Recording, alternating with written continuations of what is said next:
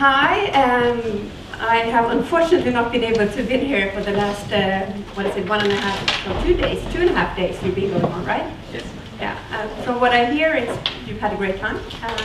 I'm happy to be here now. My name is Kajsa Bohlin, and I'm a neonatologist here at Karolinska in Stockholm. And I'm going to spend the next 45 minutes talking about less invasive surfactant administration.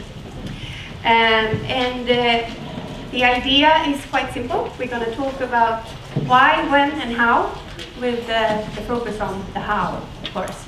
So a little bit about the different ways, strategies we have to administer surfactant, with focus on the new or newer strategies such as NISA. Why is surfactant important then?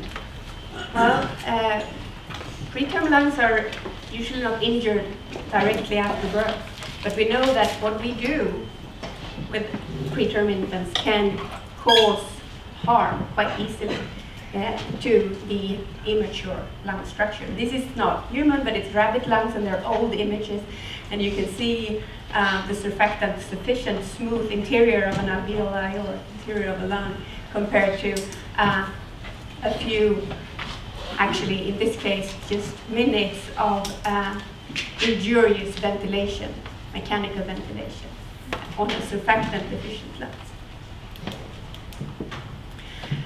And how we care for preterm babies is really a bundle of care. And I'm going to come back to that, because within the LISA concept, it's not only surfactant, it's how we care for the babies immediately after birth. But thinking of RDS and treatment of RDS, surfactant is really the only specific treatment we have for RDS. We treat with CPAP and different other modes of ventilation and so forth, but surfactant is a specific treatment for RDS. It can be used for other conditions as well, but it's a specific treatment for RDS. What about the when? It used to be true that we should give surfactant as soon as possible after birth. Looking at big meta-analysis, prophylactic surfactant was superior to later treatment. But that doesn't really hold true anymore. I'm sure you've all seen this meta-analysis that came out a few years ago from Roberts Reyes, looking at this again, and now including some of the newer randomized controlled trials, more recent, with a whole different approach after birth, with an initial approach to actually stabilize the babies on CPAP rather than immediately intubate and start mechanical ventilation. And also in a time where the use of antenatal steroids are much more frequent. And looking at that, looking at, is there a pointer? Yeah. Here. Switch on. Thank you. Looking at that, these newer studies, he or she, actually, Roberts Reyes is a she, could demonstrate that if you start with CPAP, then later surfactant treatment, more selective surfactant treatment, is actually better in terms of the outcome, combined outcome of death and BPD. There are still discussions about the most extremely preterm babies. Maybe not so much because they are surfactant deficient, but because they might not be able to support their breathing by themselves. But the verdict is still out there. And maybe there are special risk groups that we need to consider, such as those that haven't been exposed to antenatal steroids, or those where there's a severe antenatal infection.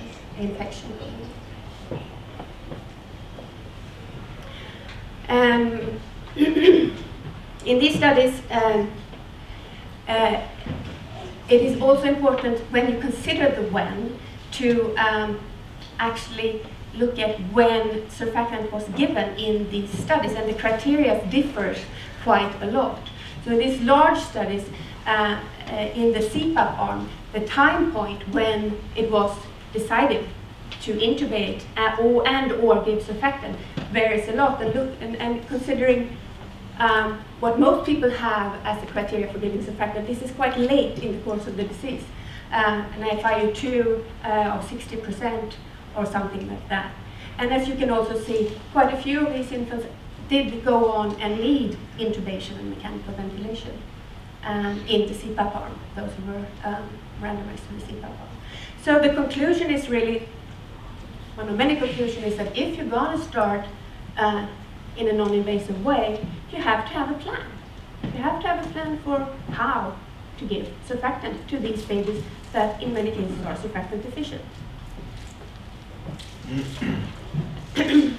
And why does it matter? Well, it matters because we know that mechanical ventilation is negative, as we started off talking about, for the immature lung.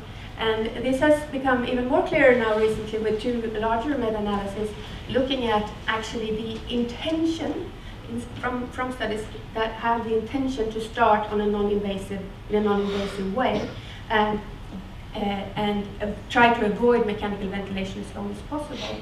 And one is the one from Hendrik Fischer. They have more, they're overlapping. Sorry. Falling down. Do you still hear me? Yeah. Okay. They're overlapping in terms of which studies goes into these meta-analysis, but to summarize, both of them show a substantial reduction, again, in the combined outcome of death and BPD, and favoring an intention to start in a non-invasive way. So my conclusion is really that the days are over when we intubated the babies immediately after birth just to give surfactant, prophylactic.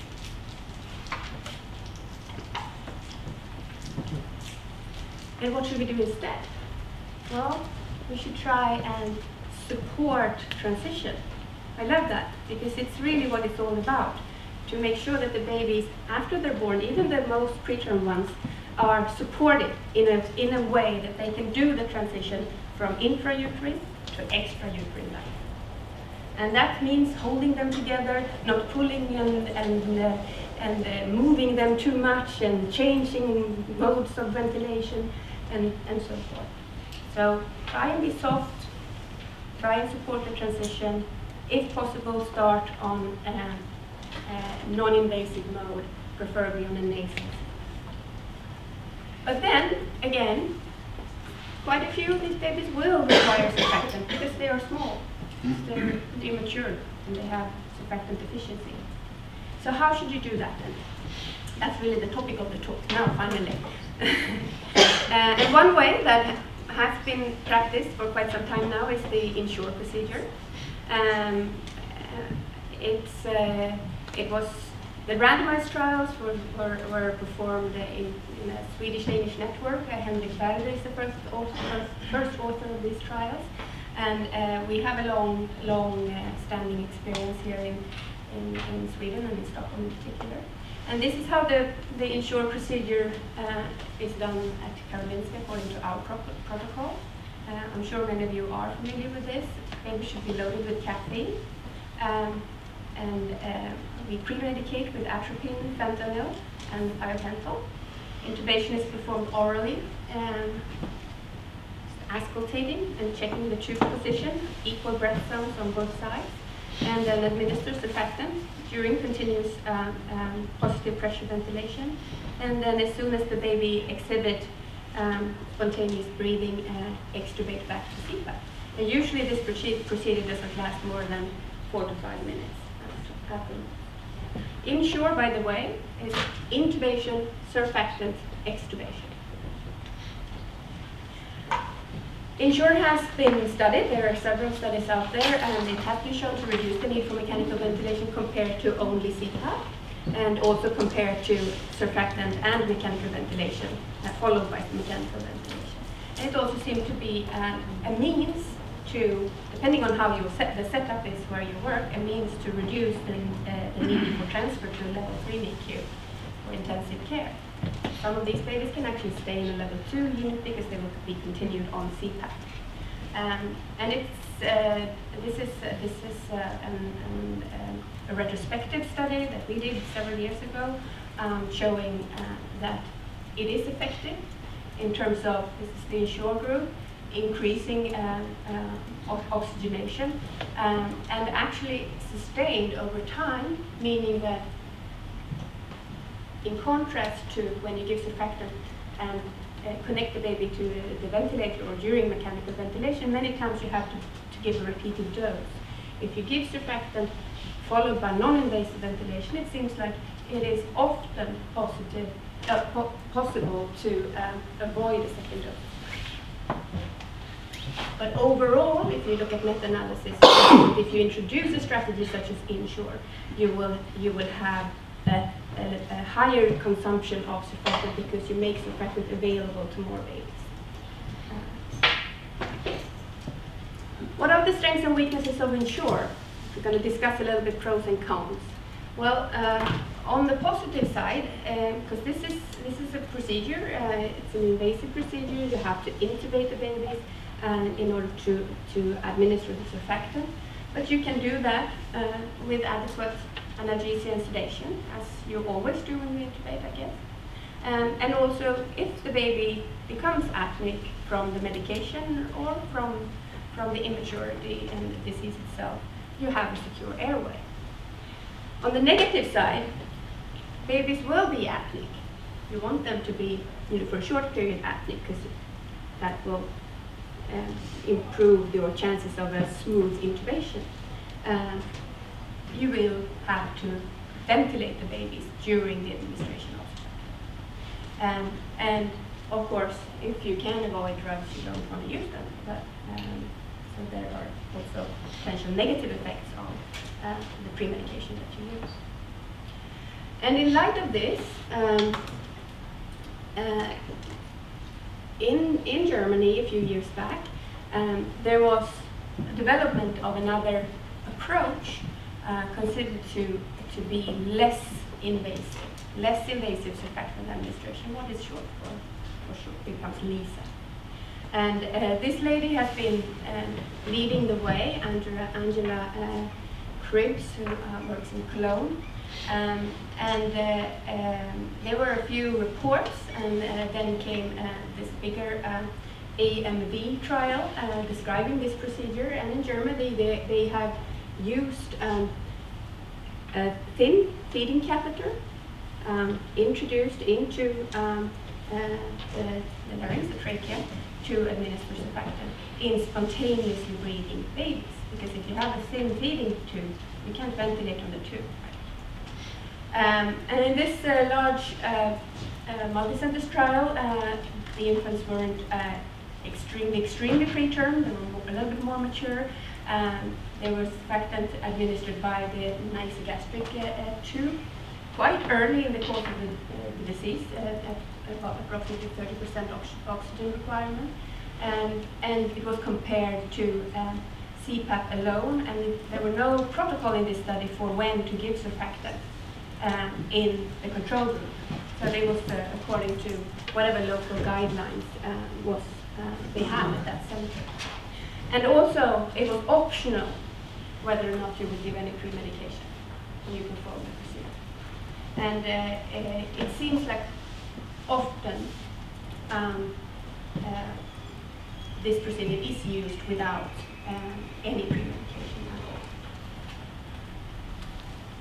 This has been followed up by another large randomized trial, and then in this trial there are more immature babies, and here the LISA is compared with a strategy of more traditional approach of intubation soon after birth or immediately after birth, surfactant administration, and then rapid extubation as possible. And it's really interesting to see, this is the LISA group and this is the control group, and you can see that 90% were intubated directly after birth here, no one here, and with the first, this is 70, so over the first 3 days, a few of the LISA babies became or had to be intubated, and quite a few of the primarily intubated babies could be extubated. So these groups were approaching each other. But in the end, there was still a difference. So with the LISA approach, there were less intubations, there were less days actually on mechanical ventilation, less air days, but they could not see a significant difference in BPD. What they did see though was that it was a reduction in the number of babies that had a combination of severe outcomes of prematurity.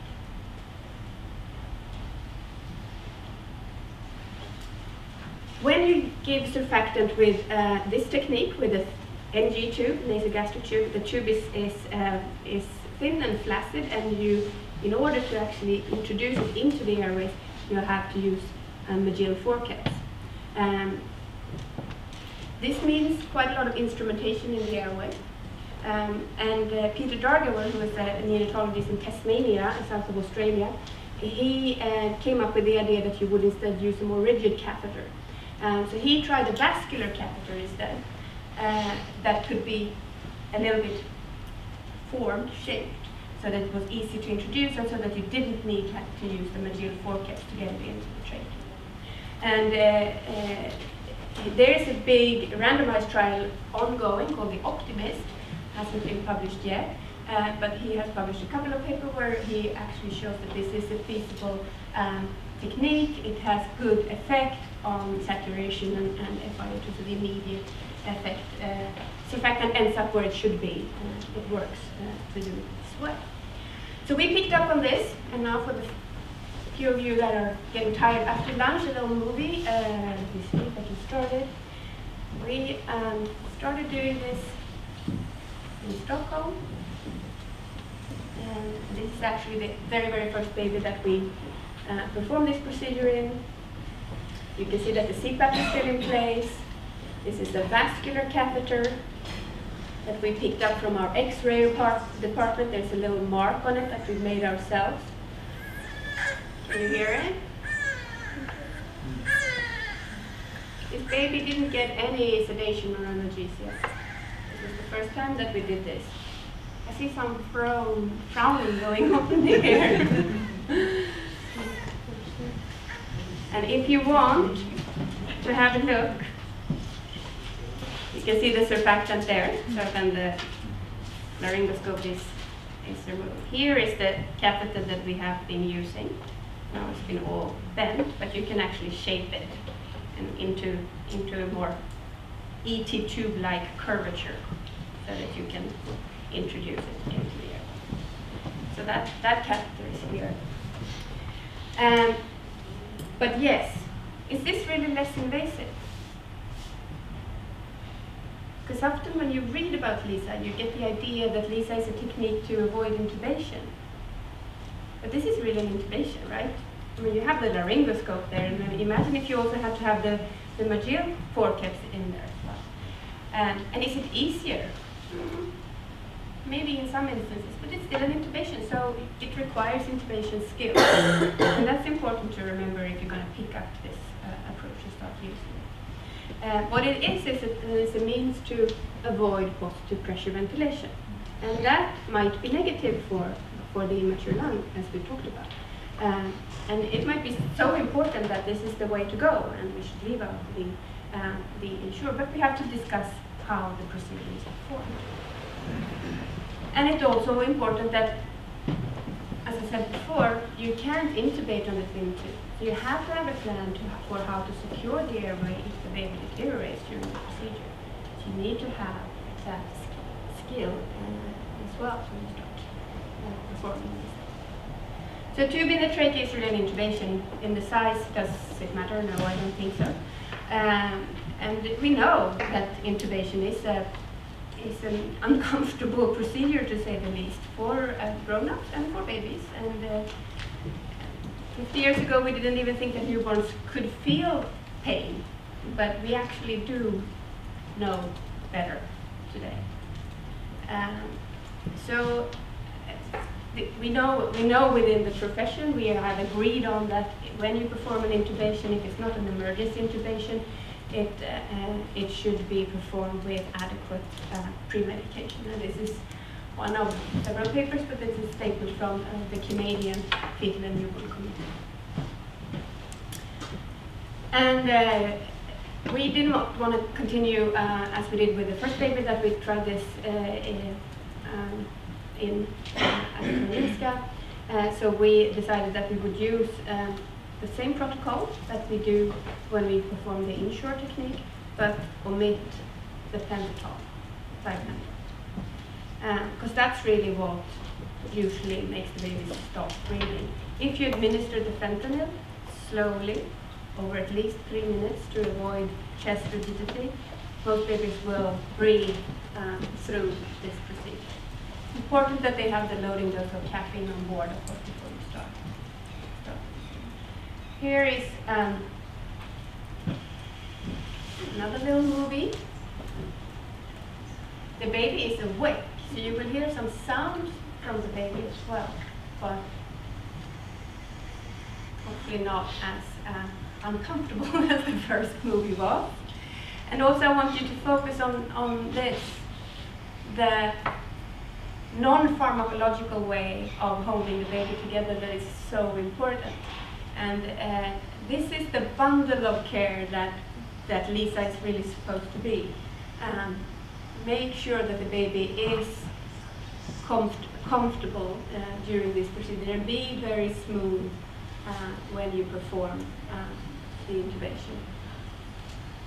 Here comes the surfactant. And you have to push the surfactant a little bit slower than you normally do for the baby to inhale it, because you can't push it down with your positive pressure ventilator.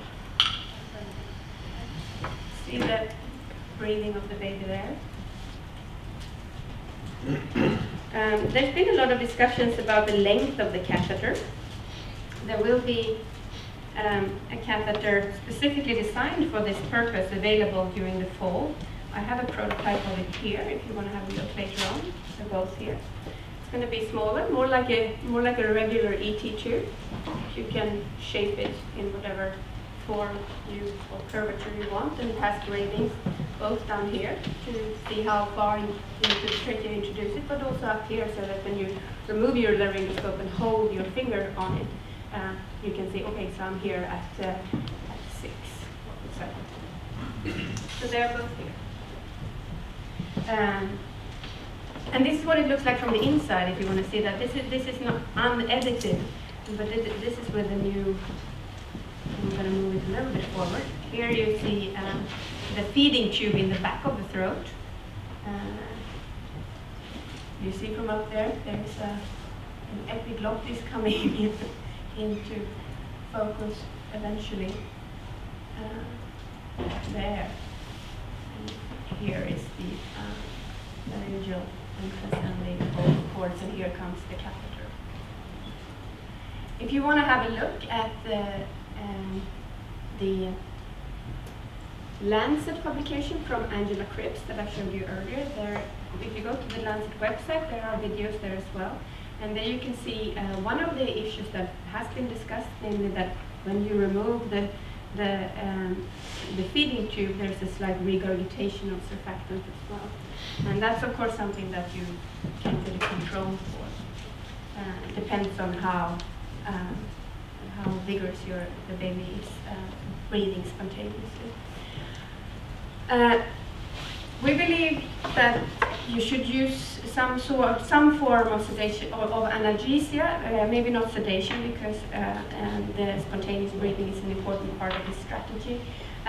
We are in the process now to evaluating a total of 78 babies that we have performed with Lisa Orange over a time period. We did a very small proof of concept, just looking at how heart rate and blood pressure and the experience, although it needs to be looked at more structurally, is that it is possible to perform the Lisa with fentanyl analgesia. And we've had a few babies that have needed short periods of positive pressure ventilation, and naloxone in the hours after the procedure, but no severe cardiovascular or cardiorespiratory instability events.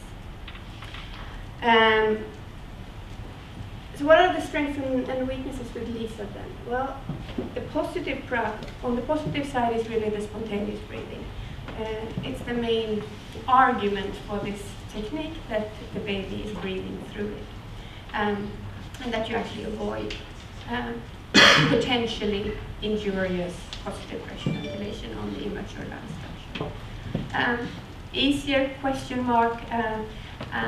I do believe that if you are going to be successful with the LISA technique, you have to be an experienced intubateur, or whatever it's called in English.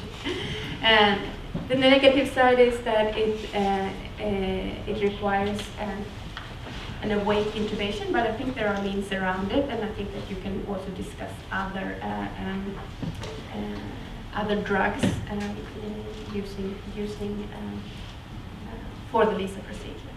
And then also the issue of surfactant loss. Will this procedure require a higher dose or not? Regarding the sedation, it's not much in terms of evidence out there. This is a study from Untitled group in Leiden in the Netherlands, where they used propofol. That's their routine pre-medication for intubation, and they try to assess this in missed patients compared to other intubations using the Comfort Neo scale, and they could see that the babies were more comfortable after being given propofol during the missed procedure, and there were no significant differences in bradycardia or hypertension, but the babies that were pre-medicated with propofol had a significantly longer time below 80 in saturation after the procedure, and more of them required short periods of positive pressure ventilation.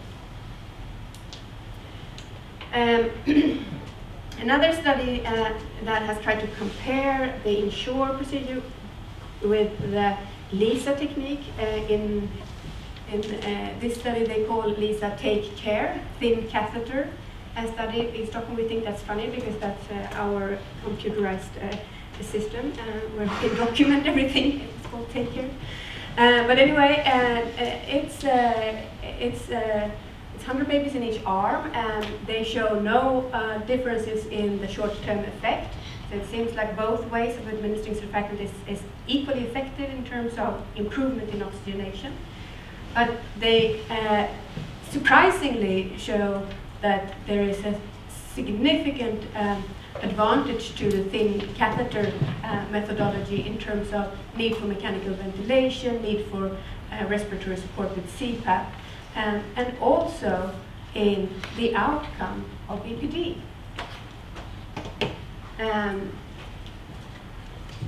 It's a little bit different to understand that this is the result. It's been very hard. Usually, it's very hard to find significance in the BPD outcome, but the result is there. One can argue that this study was not powered for BPD. It's also to be noted that about 12% in the Take Care group,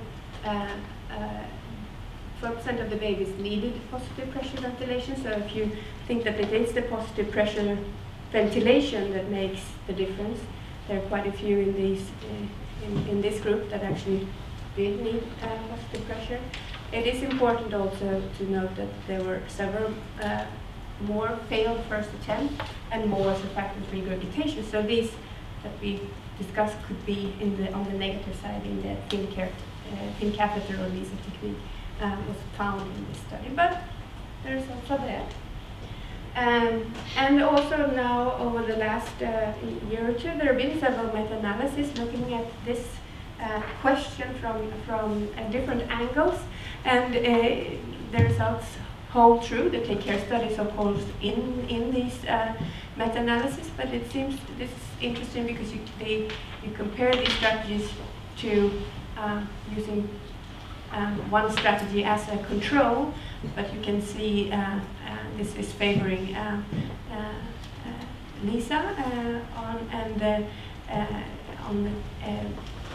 in many of these comparisons, Lisa comes out on top and seems to be favorable also compared to the Ensure strategy. Here's another meta-analysis that's showing basically the same thing, and here it was actually compared to intubation, and you can see again that Lisa is favored in terms of the combined outcome, both of BPD, but the combined outcome and mechanical ventilation within the first few days, and any mechanical ventilation. Right, what about the physiology behind this? Have somebody looked at that? There is one animal study that has tried to evaluate the Lisa technique in preterm lambs, and compared to traditional surfactant followed by mechanical ventilation, and they found that the effect is as good, which indicate which is good. But what they also see here is that different parts of the lungs is that the deposition was significantly less of surfactant in the right upper lobe. So it's a little bit more uneven deposition of surfactant in the lungs following Lisa. Maybe related to the fact that there was no help from positive pressure ventilation. And there's a bench study that has been also addressing the issue of pushing surfactant through a thin tube versus a bigger tube. There are other in vitro studies showing that surfactant can be inactivated by silicone. Maybe you've heard of that, which is important when you cut type of syringes you use. Here it was quite simple. They just pushed surfactant through different sized ET tubes, 2 to 2.53, and a gastric tube, and found that there was a significantly higher loss of surfactant when it was pushed through a thin tube. And it's not been reflected in the meta-analysis and the other studies that I've showed you, but it's worth considering in combination at least with an increased risk for regurgitation. And if you're going to use the Lisa technique, you can be tempted to go on the low side of the dose because you think the volume is big, but I think you will, you should on the contrary, be more think about this and make sure that you give a dose that is on the higher side rather than the lower side in order to get as good effect as possible.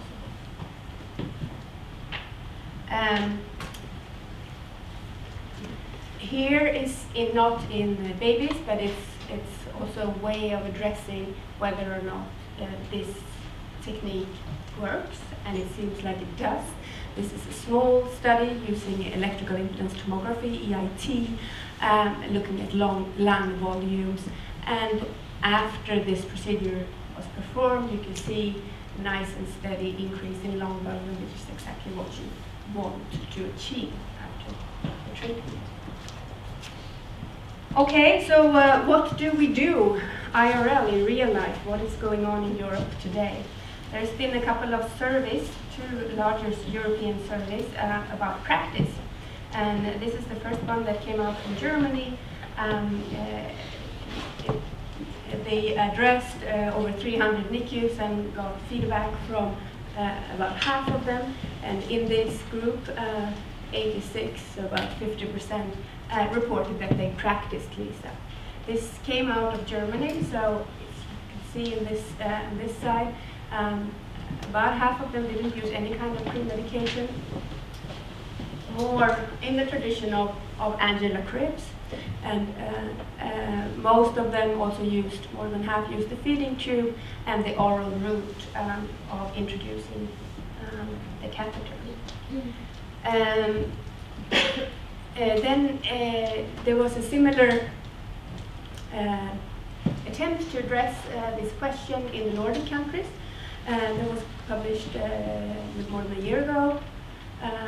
And they were slightly more successful in getting response from the NICUs, but just 1/3 reported back that they actually used this technique.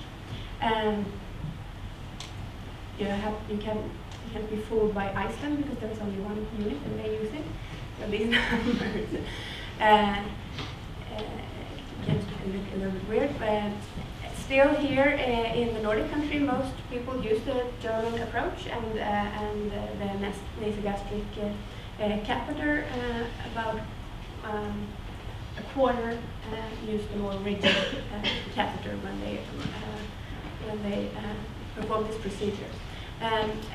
It's also more common to use some sort of pre-medication in the Nordic countries compared to the other serving, and most centers report that they reserve this for the slightly more mature babies, so that it's not something that they would primarily use in the most immature babies.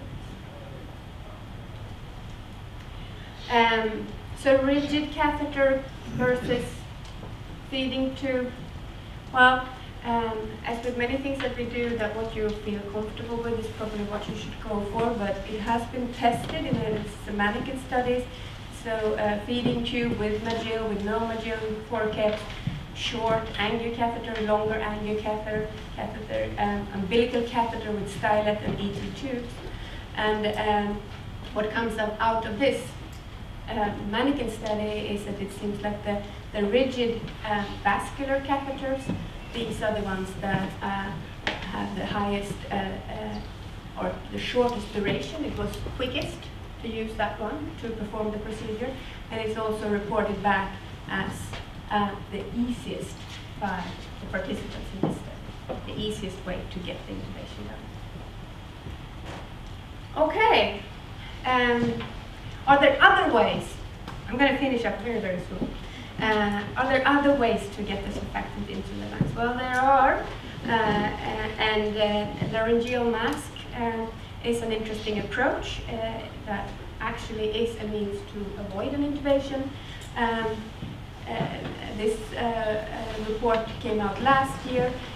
It showed that it was feasible, but in this report, the early failure failures were significantly higher. But in this study, morphine was used for pre-medication in the intubation group, so that could have accounted for that difference. The calmest approach is, I think, very interesting. Is also an Italian invention where you actually use the laryngeal mask and as a guide to introduce the catheter all the way into the trachea. So it's a way of actually intubating through the laryngeal mask. And there are no results out yet, but it's a new and interesting approach, I think.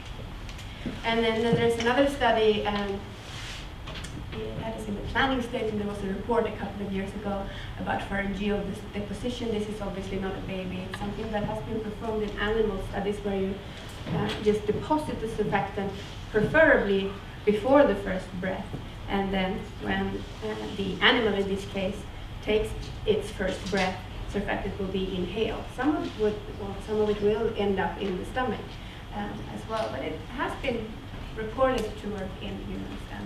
And maybe, I know that there's an Irish study in making using this